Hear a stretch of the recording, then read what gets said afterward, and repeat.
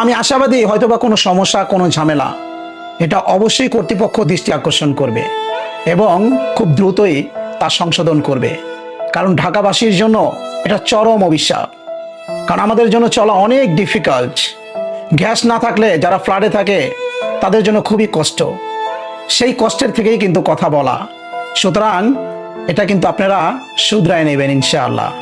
তো যাই হোক, চুলায় গ্যাস নাই, কোনো রকম হালকার উপর একটু আজকে আমাদের বাসায় রান্না বাড়া করছে।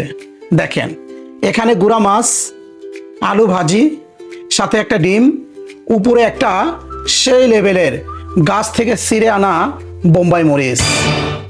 তো চলেন একটু বিসমিল্লাহ বইলা শুরু করি, কি বলেন?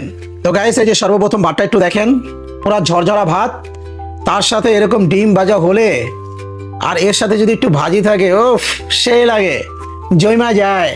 খাবারটা কিন্তু খুব আনন্দের সহিত খাই, কিন্তু এই খাবারটা তৈরি করার জন্য ঘরের বউদের বহুত কষ্ট হয়েছে।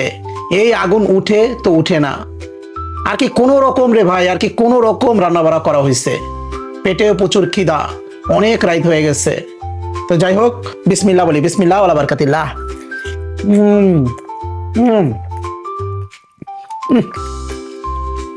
সত্যি দুর্দান্ত। কষ্টের ফল সুফল হয়, এটাই তার প্রমাণ। কষ্ট করে রান্না করছে কিন্তু খাবারটা খুব দুর্দান্ত হয়েছে, ভালোই লাগতেছে।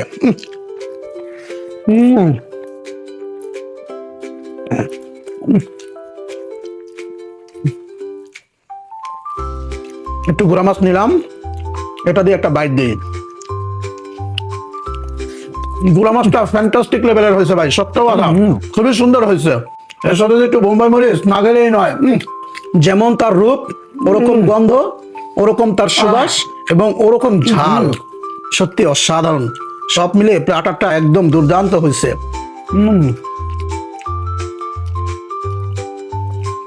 তো গাইস, আপাতত আমি খেতে থাকি, দেখাবো নেক্সট কোনো ভিডিওতে। সবাই ভালো থাকবা, সুস্থ থাকবা, আল্লাহ হাফেজ।